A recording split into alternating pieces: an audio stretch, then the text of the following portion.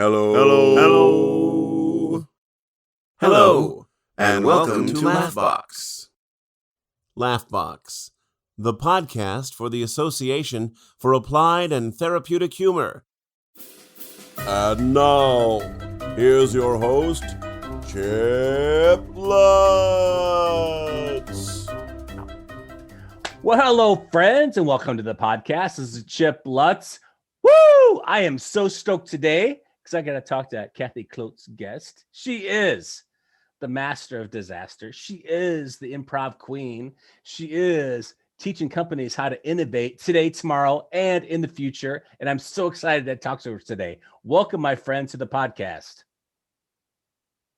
Oh my God, thank you for having me. Like improv queen, I feel like, I got that ABBA song kind of going in my head, but it's like improv queen and I'm still dancing, it's awesome. That's awesome. So obviously, we've talked a little bit. I know a little bit about you, but for my guests, give us the 411, the hot skinny on Kathy, the improv queen, who she is. Who she is. Oh, so Kathy she's somebody who worked in tech, became a vice president of marketing, which is a lot of blah, blah, blah. And then all the while, 6-7 nights a week was doing comedy, stand-up, sketch. In fact, I did stand-up and sketch before I moved into improv, and I still do stand-up and sketch. And I love it. And what I found was along the way that, oh my God, why aren't these two things together? They go together. And sort of I left corporate after 15 years because I'm a quick learner. And then I just decided to bring these two worlds together. I'm also a mom and all that good stuff. So that's a little bit about Kathy. Where are you from originally? I know this sounds crazy. I was born and raised in Silicon Valley, what is now Silicon Valley. And when I was growing up, so I was born in the 70s, I could look out my window growing up and it was orchards. It was cherry orchards and it was apricot orchards. And this whole behemoth that we know as Silicon Valley, this like monstrous kind of like mythological creature, was still in the process of becoming. It was very much agricultural. Yeah. So you still live there? I do. I after college, I went to LA and, did a lot of comedy in LA and all that stuff. Cause like you do. And then came back here for my husband's work and then found, work up here and my family, my aging parents were up here. So I kind of came back up here. And, but you know what? I think my folks and my people and my clients are everywhere. So there you go. Well, I was just curious because sometimes, people go someplace really different, and stuff. I was like, wow, you're like, I can still look out my window and see and envision the orchards. And that was just like really interesting to me. So that's really cool. Now, before we get into our conversation, because I really want to talk about keeping it human, add a little humor to your leadership, humor to your life. I'm just going to ask you a random question. It has absolutely nothing to do with our conversation. Actually has to do with something you mentioned before. So thinking about your marketing life, all right, what do you miss most about marketing?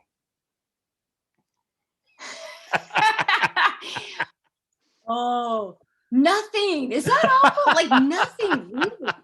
Nothing. Because it's so funny. I always felt like I had a marketing title, and then pretty soon, I became this like vice president of marketing, and I had a big team that was global. And I never felt like a marketer inside because I never felt like if we look at the way that most people define marketing, I never felt like that was a title that fit.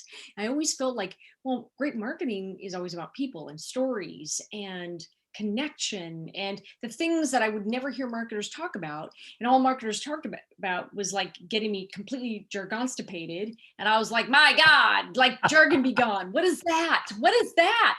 I couldn't relate to it. And I always felt like, even though that is, the title that I had, I sort of felt in my soul that, I was sort of the anti-marketer or the, unmarketer, if you will. Yeah.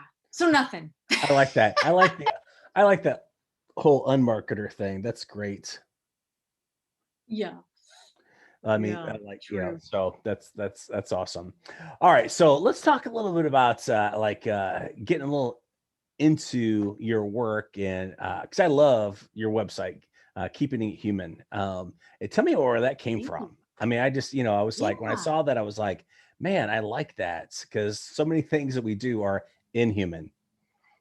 Yeah. Yeah. No, that was really interesting. Oh gosh, that's for sure. So when I left, so I finally, I got pregnant, got knocked up, That's and that's keep then that's keep that's keeping it human right there.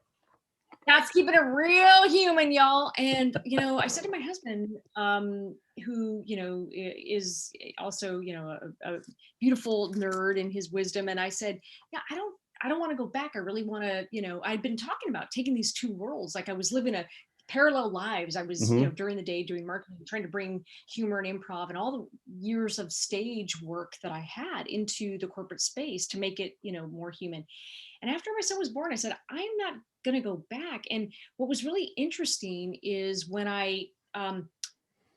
my employer at that time became one of my first clients, my part-time client after my son was born. Because they were like literally like 2 weeks after my son was born, my boss was like, hey, congratulations. Hey, we need you in Japan.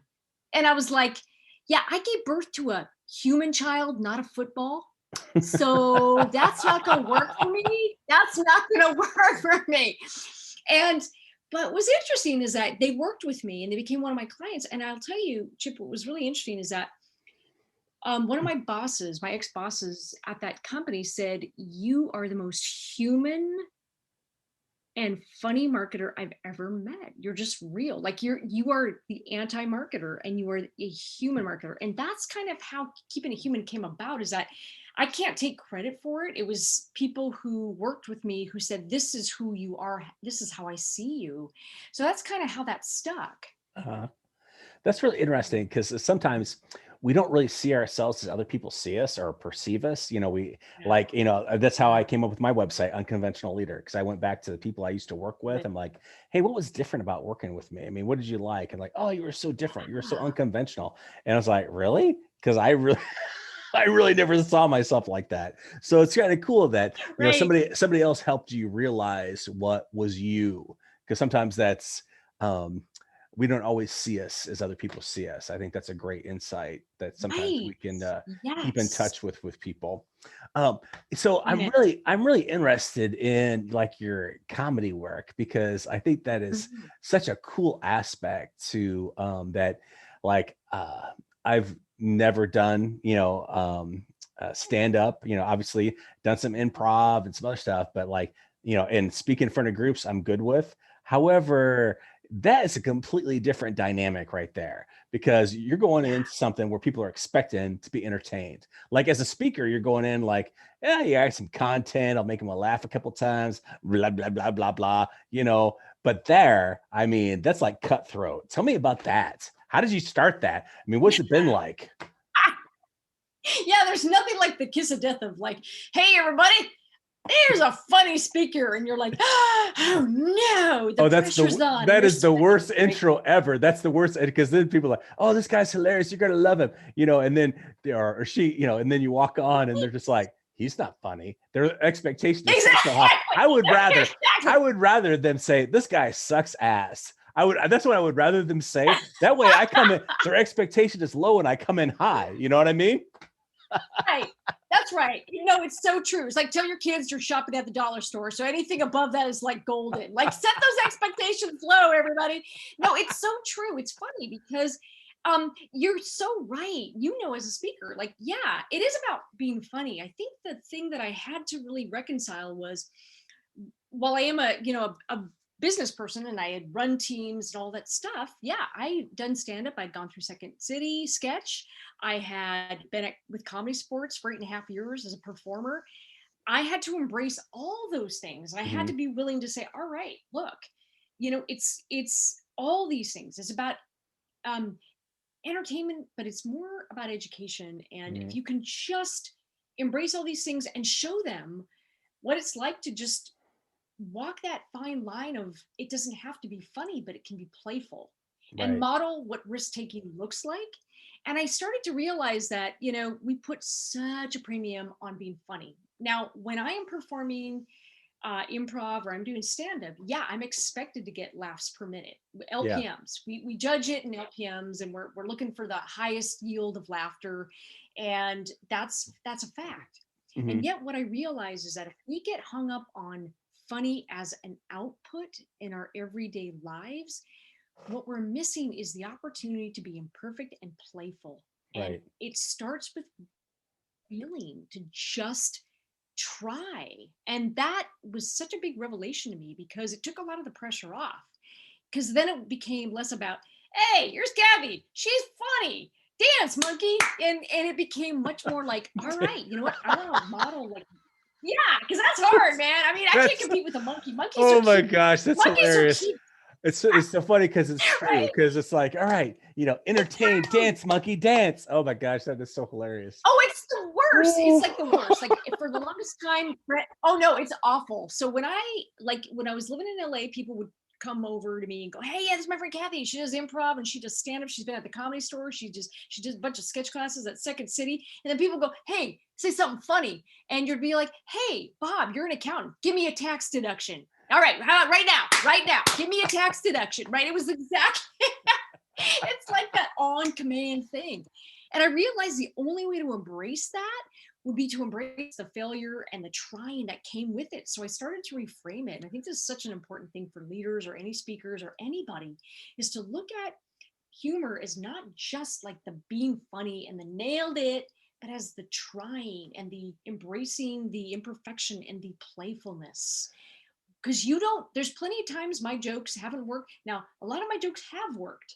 And the reason you're laughing in a talk is because Kathy's done it 100 times and she knows that joke works. Right. But once upon a time, if you looked at Kathy's garbage, you'd see like 90% of the jokes that I wrote in that garbage. Right. To get to that, whatever, 5-10%. Yeah. Well, so and cut yourself some slack. I like that. Well, I like the Yeah. slack piece right there. 'Cause sometimes we are just so serious about everything. Like I can't do this. And I loved it when I was going through your website and I was looking at one of the titles of your talks on experimentation, because I think that sometimes it just not only just in humor, but just in life, sometimes as leaders, we're afraid to step outside our comfort zone and just do something different.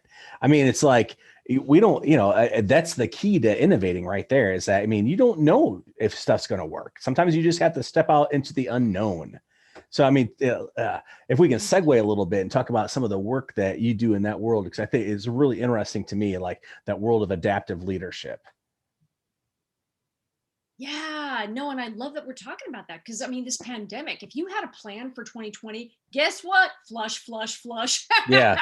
The universe is laughing at you. And I think we all had to recognize that there was no playbook for this pandemic, for our lives. 2020 has been an aberration, and we've all had to adapt. We've been forced to go, all right, the rule book, there you go. And I think adaptive leadership is just that. The thing about comedy that has always attracted me, and again, in every form, I mean, I've done sketch and I love it. I do stand up. I still, do stand up and improv. And what I love about every single one of these comedy forms is that it's experimental. Mm-hmm. And you have to be willing to walk that line and try. And what people always see is they look at the finished product and they go, wow, I could never do that. Cut to, here's what I want people to look at. Cut to the comic or the improv comedian trying a bunch of stuff and failing, finally learning what works. And you see the finished product, not how the sausage is made. And what I really, because it's ugly. Sometimes it is not pretty. Yeah. And I want people to really understand that true leadership is going, you know what? It's experimenting, and we got to make it safe and okay. And we have to normalize taking risks and failing. A certain degree of failure is expected. And if we could all have each other's backs, like we say, hey, I got your back in improv, what could we do? If we could do that on an improv stage, what the hell could we do in companies and in teams if we truly showed up for each other and looked at each other and said, hey, this might not work, but I'm willing to walk down that that Right. line with you and see where this goes and not judge you. And if we could do that, my God, how transformational would that be? That's what I loved about my time at Second City. Just thinking about the concepts is that, my sole purpose there, on that stage with my teammates was to support them and, move everything along, because it's so missing from, I just don't want to say work. I mean, so many aspects of our lives, period. But just, I mean, that's it. You really have to listen, and you really have to look, all right, how can I build this? So tell me a little bit about how you work with companies in doing that. Yeah, so it's really interesting. It works a lot of different ways. I've worked with, because I came out of marketing and I ran marketing and storytelling and creative. That was when I first started my business. That's where I started. And I, worked with all kinds of teams. And it always comes down to this, regardless of whether it's marketing or HR, Chip, or if it's strategy and sales. And you know this, I know, because of your leadership background.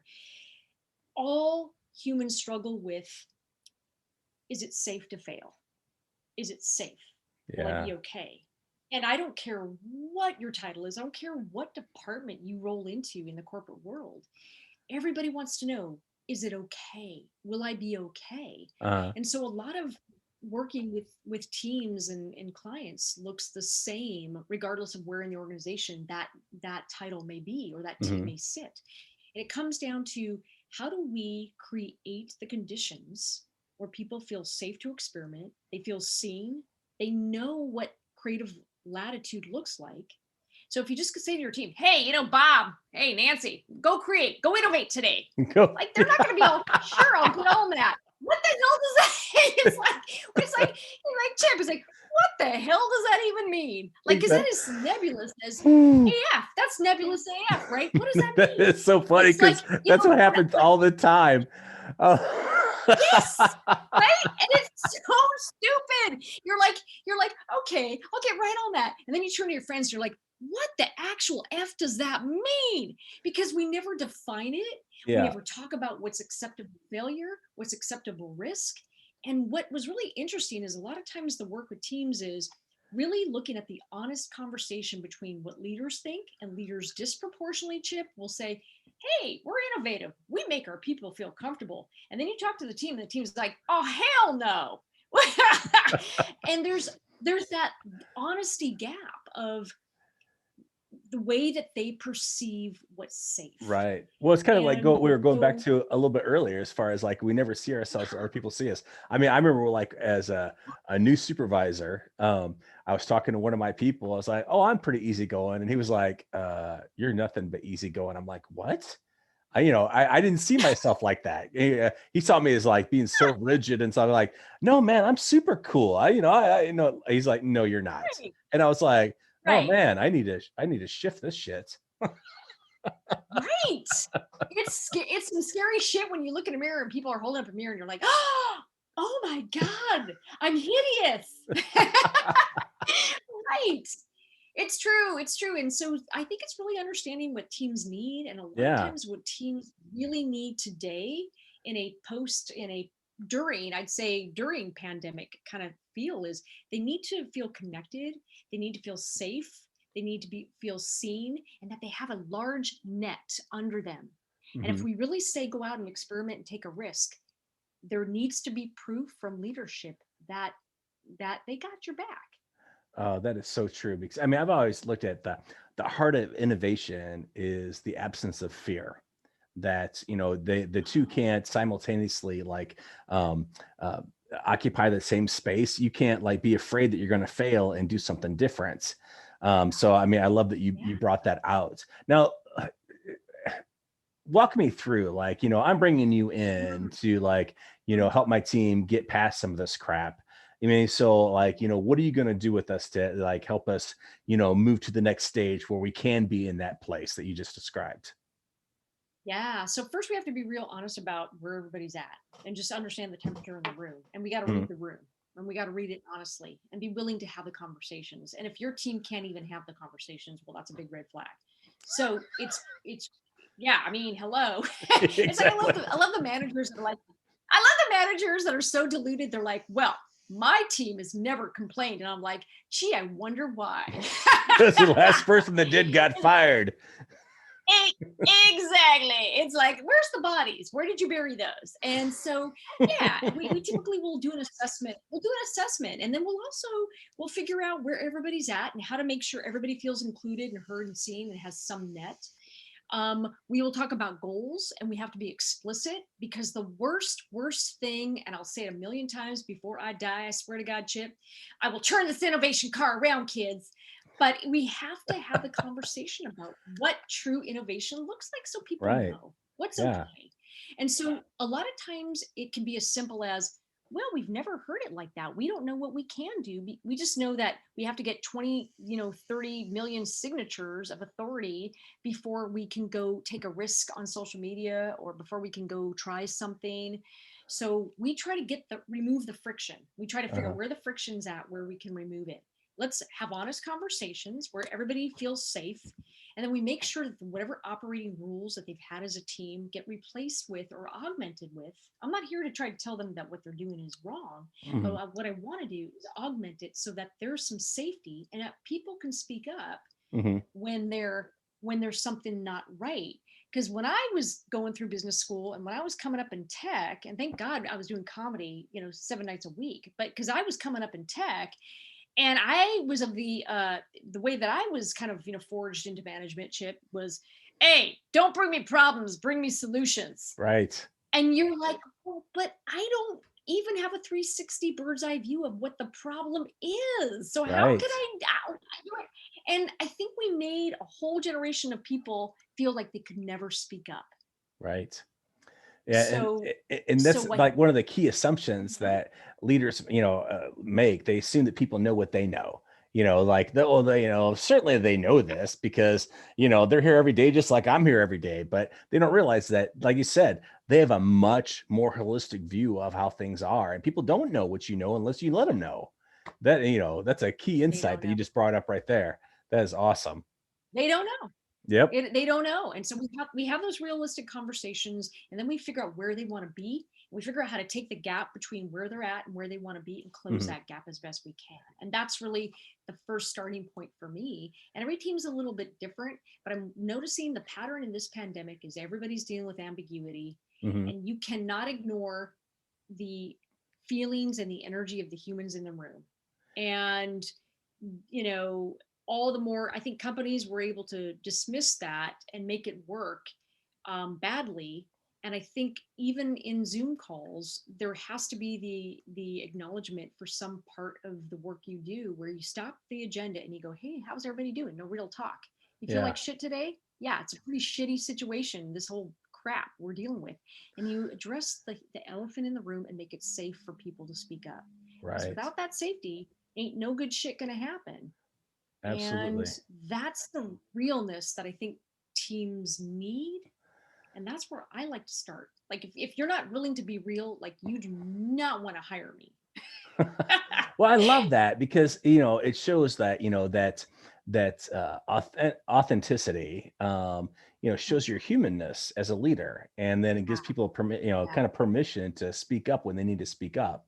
I mean, I sometimes we get like, we get transparency mixed up with authenticity, and people are like using them, it's the same words, but they're completely different. So I want to make sure I'm clear on that. I mean, I like the authenticity part. I'm not a firm believer in complete transparency. I am not, but authenticity, I am. So once you get to that point, do you run people through like some improv stuff so they get used to like the process of, going back and forth and yes, and in? I mean, what does that look like? Because I know that some people would be like, what's going on here? This does not compute. It's so true. It's so true. And I love that you asked that question. It's a brilliant question because it's so true. Look, people aren't used to an environment where they can yes and that yes and doesn't mean that we have to go do the thing. It means all ideas are valid. We're exploring, we're experimenting. This is a safe space to wonder, to say what if, and to innovate. And we're going to get all ideas out on the table before you over there in the corner decide to self-appoint, as devil's advocate. Shut up. you know, and you know, because it's always the one person who thinks it's their job. And it's like, who appointed you sheriff? Who appointed you Right. sheriff of all ideas? No. But it's really important. So what we do is I'll take them through a series of like applied exercises in improv, where it's not just yes anding, but it's also like, you know, let's do storytelling. Let's try ideas. Let's come up with mashups. Let's take the craziest idea you've heard and marry it with something else and create something new in the world and look for those elements of possibility. Let's heighten an idea, what I call idea, you know, heightening, and let's take it to a crazy place like we do in comedy. And then once we end up on the moon, let's see what in that idea could be viable. That the energy in that room, the energy in that room must be like when they finally get it and they start doing it, must be like, you know, just like, I know for me, if I was like in that kind of environment, I'd be like, yeah, this is all, it must be amazing to be, you know, when people finally get it and they start doing it, the energy just must be explosive. It is, and it isn't. And I'll tell you why. Eventually, I'll be so real talk, hashtag real talk. It is true. When they get it, you're 100% right. They get there. They're a little skeptical sometimes at first, not all, but they are, and you can't fault them. For most corporations, most teams, they have been weeded to take the safe and easy route. Right. They are rewarded for not taking risks. So for all the talk we do about innovation, I can unequivocally say we suck, because leaders keep talking about innovation, but if you really think about who is rewarded, we reward people for not you know, rocking the status quo too much, for hitting their numbers, for not being the rebel innovators that shakes the body politic inside companies. And so the reward systems are set up to reward people who don't innovate. And that's the dichotomy. So what's interesting is that there is a lot of people who are thrilled and excited, but they're scared because the trust has been so badly shattered. And so what they have to do is restore trust. They have to know it's safe. And when you can start to build that, hey, this is a safe space. Look, there are crappy ideas, but for the next 2 hours, none of your ideas are crappy. And Bob and Nancy, you are not the devil's advocate. Shut up, go in the corner. That's awesome. And so I told this from it because I think that there was like a mic drop moment for me that I just have to like bring out a little bit. That whole fact that we have so much like socialized everybody just to go with the status quo, and that we've rewarded them for doing so, and that you know, for being the poster boy or girl for the company and not, you know, being the rebel. I mean, that is something that, you know, I think that for, you know, anybody listening that is in a supervisory or leadership position has to think about, all right, you know, certainly, you know, if you're ignoring bad behavior makes it acceptable behavior. All right. So there's some things that go against, you know, company norms that you can't do, but other things that, you know, they're outside the status quo that might move people forward, you know, looking to reward that is a completely different dynamic, and something that, you know, that you just brought out for me that I never really thought about before. So I just want to, one, bring it out, and two, say, thank you, Kathy. Oh, you're welcome, Chip. Oh my gosh. No, it's such an important thing to understand, because when we understand where people are coming from and how they've been socialized and rewarded, we have to recognize that it's not that people are innovative. It's that the reward structures in most corporations do not tip towards innovation. They just don't. So we have to deal with that. Once what ends up happening, though, Chip, is when they realize, no, it's for real. This is a safe space. And I tease and I, you know, but I really uphold that. And I take that very seriously, that when I'm working with a team, you are safe here. You don't have to agree with everything. But for this time period right now, I need you to check that devil's advocacy, because there's a time and place for that. But right now, people need to feel safe. We're earning trust. And when you see people who are quiet start to feel included, and that they're seen and their ideas are being heard and not shot down.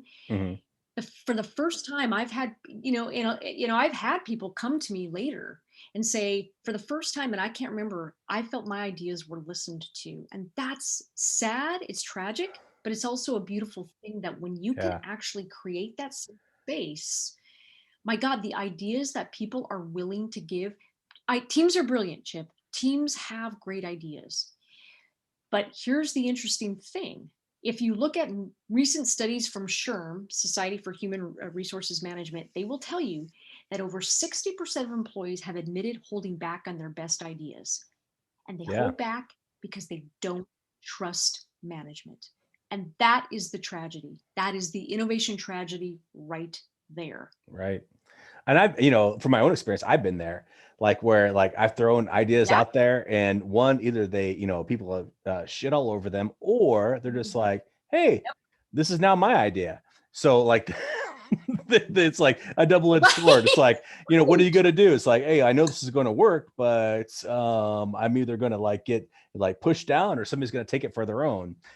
So that's, and I love that you brought out on those people that, they say that it's the first time they've ever felt like they were heard, that it's that the duality of being that it's so sad in so many respects, because in life, I mean, we all just want to, we all just want to we all want to be human. We want people to keep it human, right? And that it should be like that kind of environment. But it's beautiful in the fact that they finally get to do that, sad, but also beautiful. That was very poetic, the way you put that.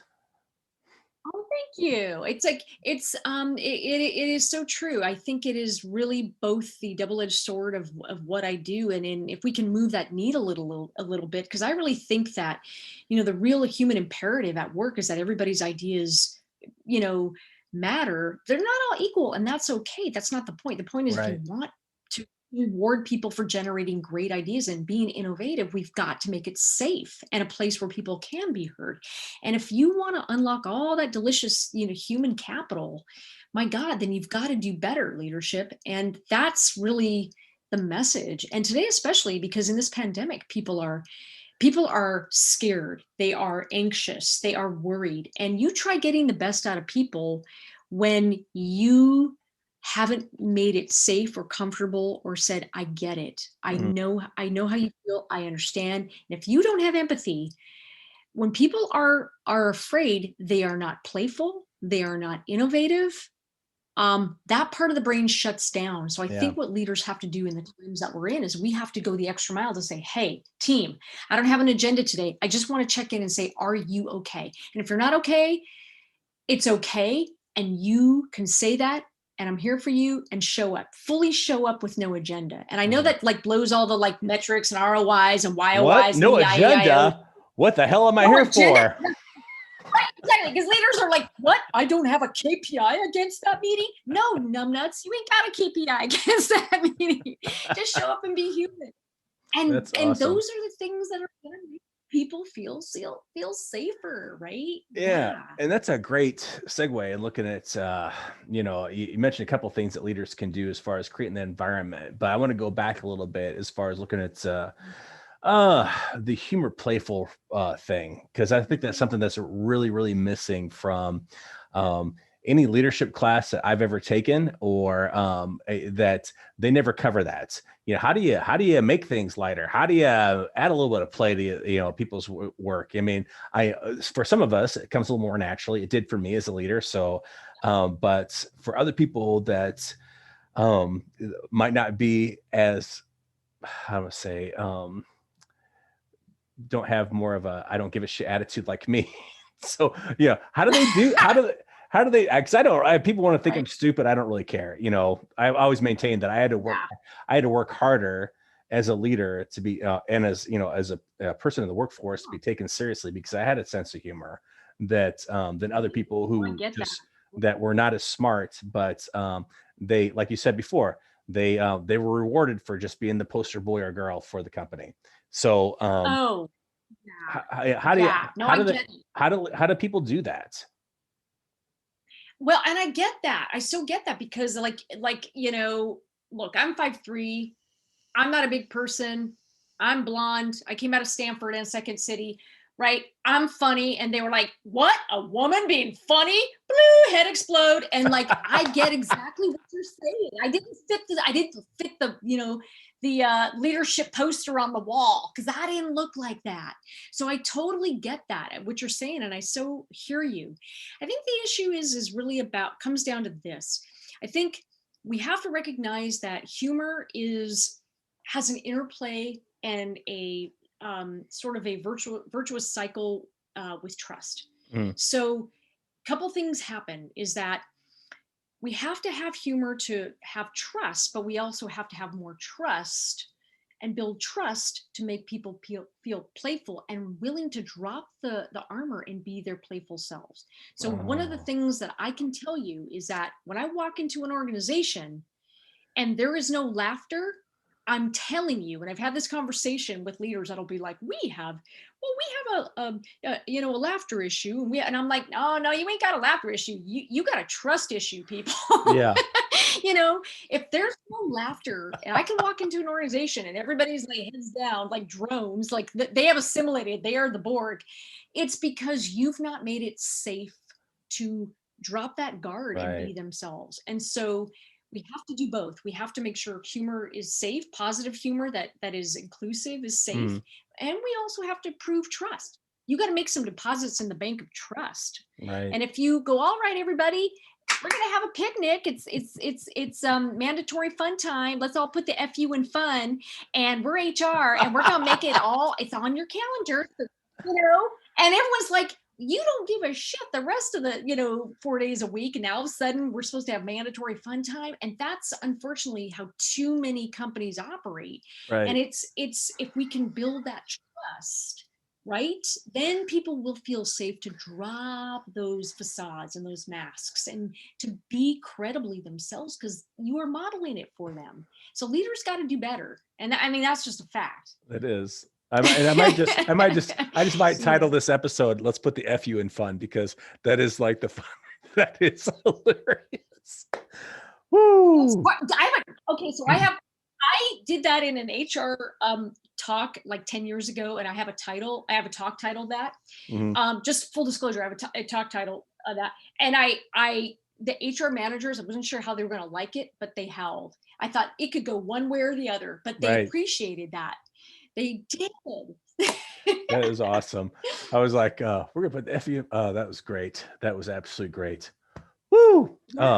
Yeah. So I like that it's, not everything's gonna, hit all the time, but I think from what I hear you saying, a part of it is just, if you want your people to step outside and do something different, that it really starts with you as leader to step outside and do something different and kind of model that.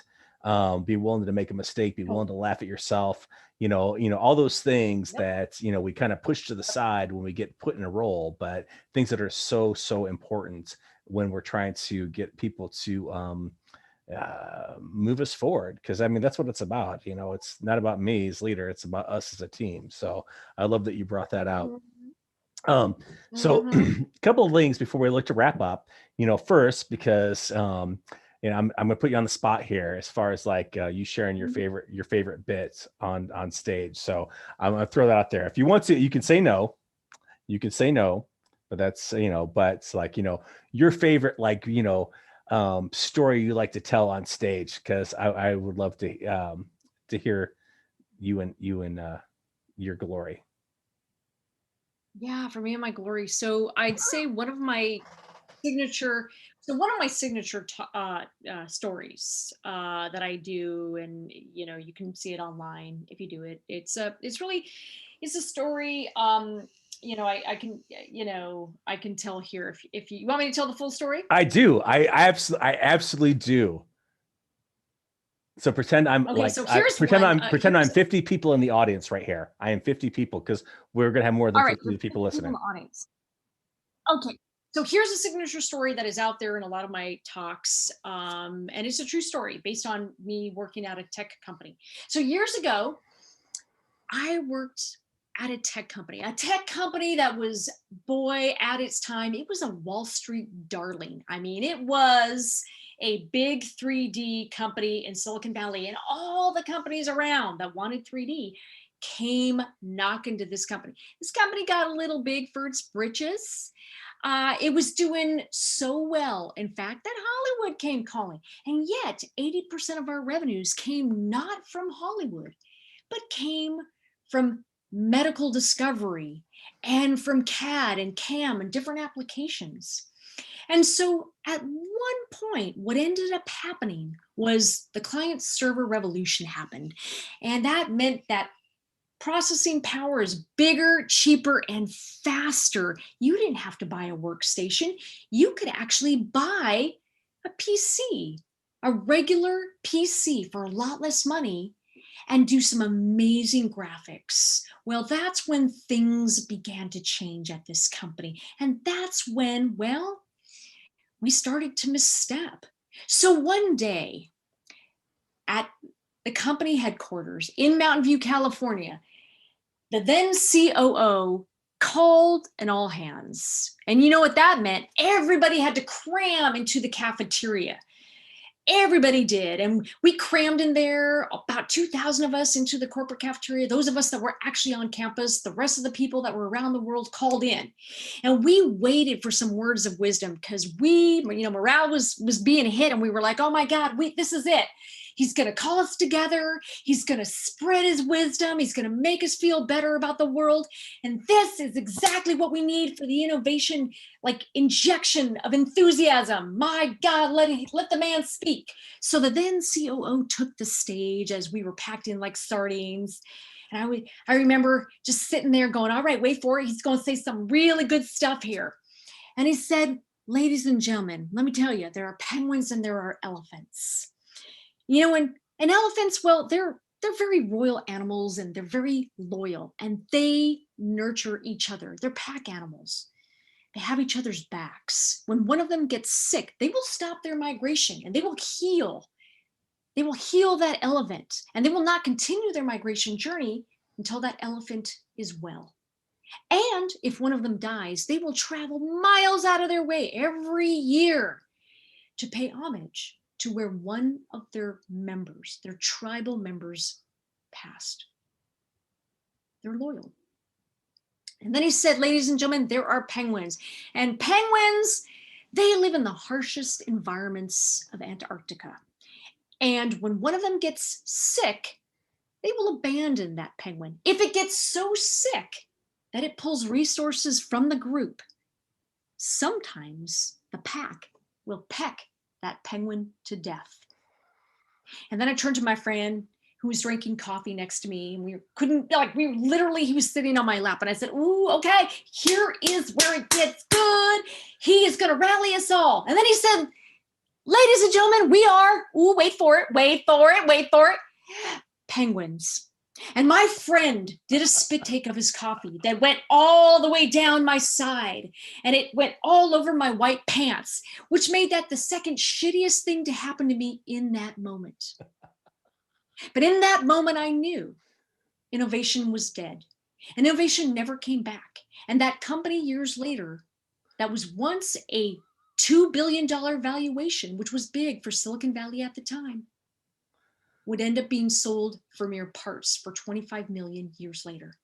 Because once people knew they were disposable and that we had broken that covenant with the employees and they didn't matter, innovation died. And that's the story. That is a great story. I had a smile on my face through the entire time because you're a great storyteller. That was awesome. And oh, thank you. I love that is a true story. And that's what makes it so great. Yes. Because real life is hilarious. I mean, that's, because most of the time, we don't share those things. Oh, it wasn't really nothing. But once you find out, hey, you mess up, we're going to peck you to death. I mean, that is great. It's insane. And I couldn't believe he was saying that. And I remember in that moment going, oh my God, this is where he's going to tell us we're elephants and we're all loved and cared for. No, we were penguins. And I was like, it was like that covenant in that moment. I think he really, the culture changed and it never went back and it recovered. And I think that's really, I think when employees feel like they're penguins and not elephants, that's the kiss of death. That's the kiss of death. Yeah. That is great. Oh, yeah. That was a great story. Thank you. Thank you for indulging me and sharing that. I appreciate that. I know I put you on the spot and I apologize for doing that, but that was an improviser. It was worth it for me. And I know it was worth it for the people that are going to be listening as well.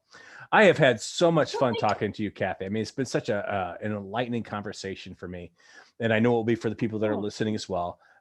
If people want to connect with you after today, where do you want them to go? Sure, absolutely. You can find me on all the socials. You can go to keepingithuman.com. That's my primary website. You can also find me at LinkedIn at Kathy Klotz-Guest, no hyphen. And I'm on most of the socials at Kathy Klotz-Guest. Awesome. Except I won't bore you with the story. Instagram, which is at Klotz-Guest. That's cool. I mean, we'll put it in the show notes so everybody can find you on wherever you are. I just want to make sure that people, can find you. Because I know that you got, books on your website. People get a full view of some of the work that you do, both, as an MC and the shows that you do and the workshops that you do. So I just want to make sure people know where they can find you. Because, I mean, like I said, I've been in leadership positions for 30 years and you gave me some stuff to really think about today. And I appreciate that. My now, pleasure. Thank you. Yeah. So Now, much. if we were really at happy hour, just having a couple beers, me and you, I would give you some kind of drunk dare after a few drinks. But because we're not, I'm just going to ask you a few random questions from my Overstuff Would You Rather book. Are you game, Kathy? I am always game. All right. Yes. I always apologize in advance because I never know where this book's going to open to because some of the questions are a little bit seedy. All right. Let's see. Let me open up. All right. Kathy, first question. Would you rather pee out of your nose or poop out of your ear? Oh, poop out of my ear. I would too. I can turn my head to the side a lot easier than just kind of like leaning over and do that. All right. Good answer. Right. All right. Right. Let me flip and just open. All right. Second question. Would you rather, Kathy, need medical attention because you actually got a large marble stuck up your nose, or because you got your head stuck between the bars of a wrought iron fence?